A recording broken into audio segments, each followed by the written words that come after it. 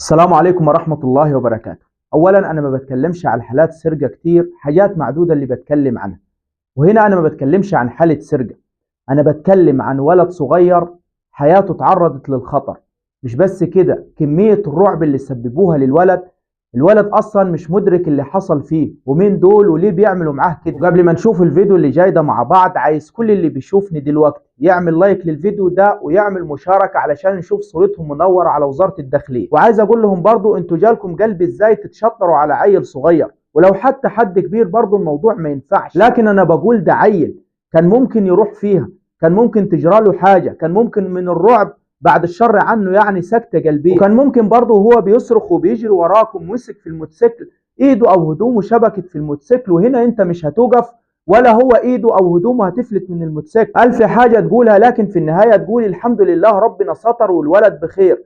لكن الصراخ بتاعه وكمية الرعب اللي هو اتعرض ليها يخليك تقول ده لازم يتعرض على دكتور علشان يتعالج من الخضة اللي اتحط فيها، الموقف اللي اتحط فيه. وتعالوا نشوف الفيديو اللي جاي ده مع بعض وبعدها هنكمل كلام. وزي ما شايفين قدام حضراتكم اتنين شحوطة بيلفوا بالموتوسيكل بيدوروا على اي صيدة. الواحد منهم زي ما قال المثل كده يترمي عليه السقف. واعتقد برضو والله اعلم ان الموتوسيكل اللي بيلفوا بيه وبيدوروا على اي سريقة برضو ده كمان مسروق، وحرقوا قلب صاحبه عليه. وبدل ما يدوروا على شغلانة ياكلوا منها بالحلال بيلفوا على اي صيدة. المهم البداية كانت من هنا، وهم بيلفوا في الشارع اتصادفوا بالولد الصغير ده اللي قاعد قدام بيتهم وماسك التليفون بتاعه. مش هقول بتاعه طبعا، لا، بتاع امه، بتاع ابوه، بتاع اخوه، حد كبير في البيت.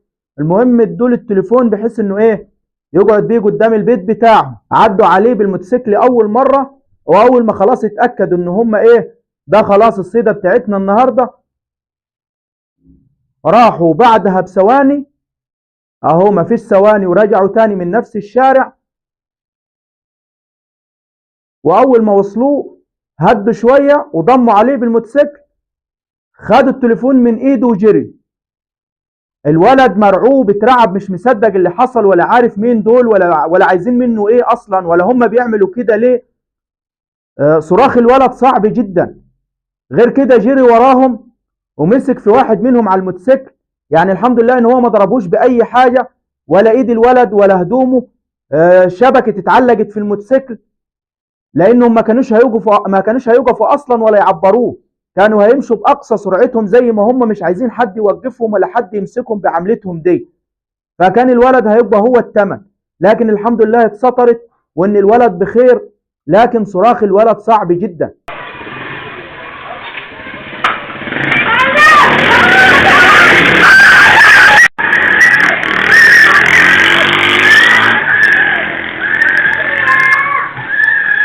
وهنا زي ما قلت لحضراتكم انا مش بتكلم عن واقعة سرقة، لا، انا بتكلم على الموقف اللي اتحط فيه الولد وكمية الرعب اللي حس بيه. علشان كده يا ريت كل اللي بيشوفني دلوقتي وعلشان نشوف صورتهم هما الاتنين منورة وزارة الداخلية، كل الناس اللي بتشوفني دلوقتي تعمل مشاركة للفيديو ده في كل مكان. بس كده، اشوفكم على خير، والسلام عليكم ورحمة الله وبركاته.